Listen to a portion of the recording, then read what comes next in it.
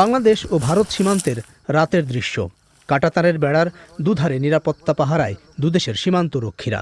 কিন্তু এই নজরদারি এড়িয়ে ভারত থেকে ঢুকে পড়ছে বহু মানুষ বাংলাদেশে। জঙ্গলপথে সীমান্ত দিয়ে রাতের আঁধারে অস্বাভাবিক হারে ভারত থেকে মানুষ ঢুকছে এবং অনেকেই আটক হচ্ছে। বাংলাদেশে ঢুকতে গিয়ে আটক হয় একটি উপত্যকা যেখানে একসময় পাহাড়ের কোল বেয়ে ছুটত মুক্তোর মতো নদী। একটি জনপদ যেখানে ঘাসের ডগায় শিশির জমত আর বাতাসে ভেসে বেড়াতো পীত বসন্তের গান।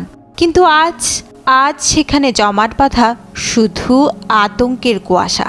আজ সেখানে নদীর জলও যেন লাল।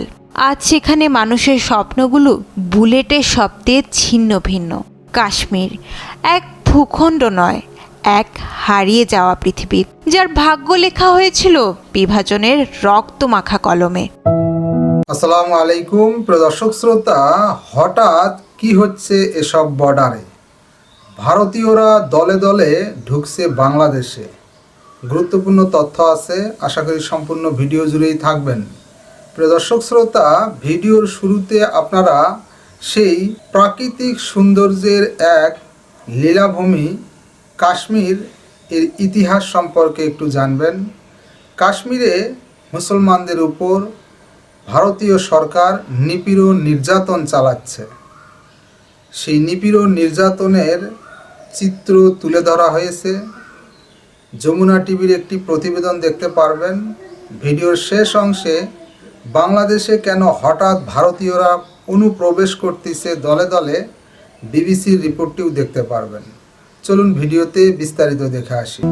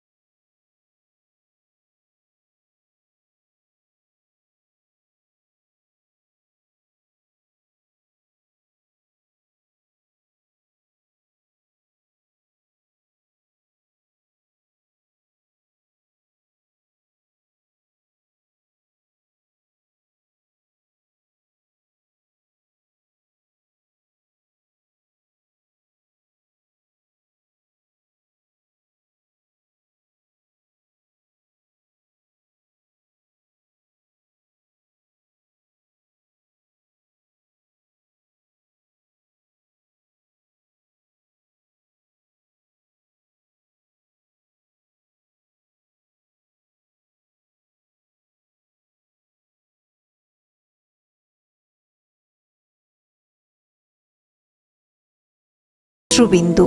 দুদেশের সীমান্ত রক্ষীরা। কিন্তু এই নজরদারি এড়িয়ে ভারত থেকে ঢুকে পড়ছে বহু মানুষ বাংলাদেশে।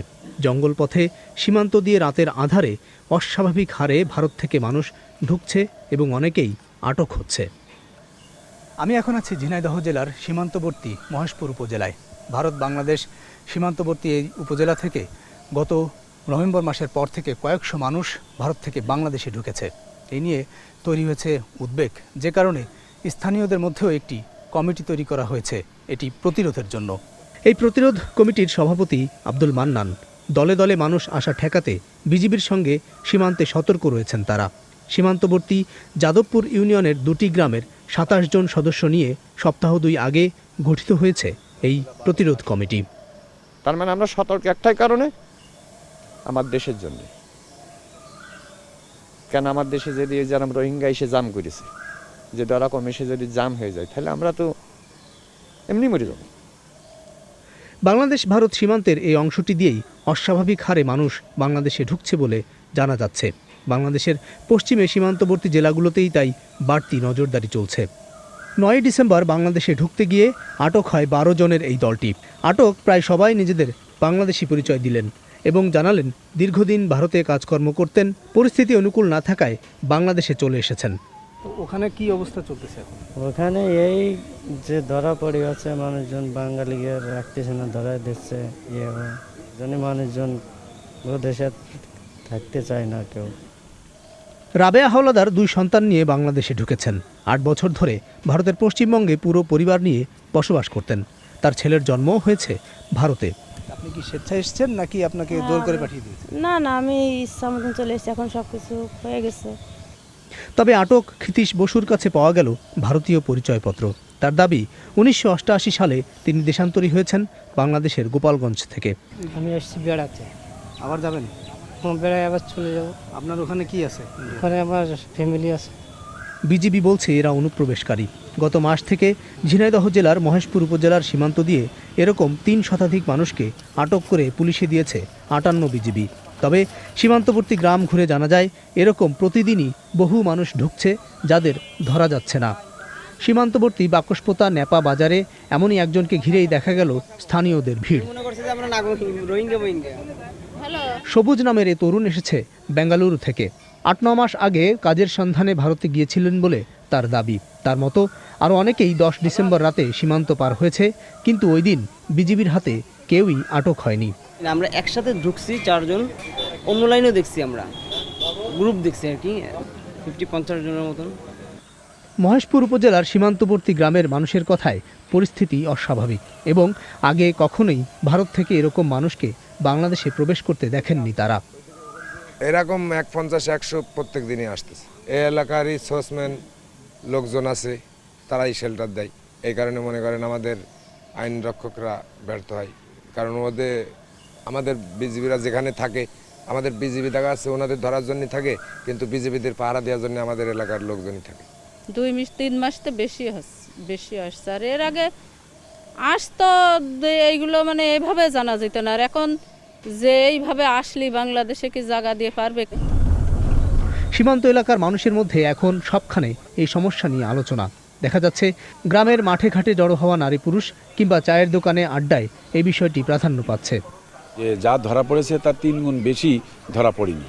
আমরা এও খবর পাইছি যে আসার পথে তাদের অসহায়ত্বের সুযোগ নিয়ে বিভিন্ন মানুষ তাদের কাছ থেকে যা আছে সে সর্বস্ব অনেক সময় কেড়েও নিয়েছে।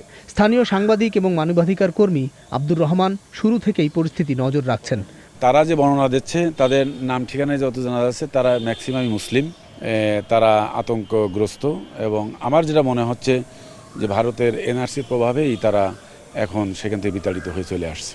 এবং আমরা যেটা খবর পাচ্ছি আমাদের সোর্সের মাধ্যমে, সেটা হচ্ছে যে বিএসএফ এই সমস্ত মানুষকে বর্ডার ক্রস করার জন্য সহযোগিতাও করছে। ভারত থেকে বাংলাদেশে গোপনে জোরপূর্বক পুশব্যাক চলছে এমন অভিযোগ নিয়ে ভারতের মানবাধিকার কর্মীরাই সোচ্চার হয়েছে বলে খবর বেরিয়েছে। দর্শক শ্রোতা, এই বিষয়ে আপনার মন্তব্য থাকলে লিখতে পারেন কমেন্ট বক্সে আপনার মন্তব্য। আজকে এই পর্যন্তই। আল্লাহ হাফেজ।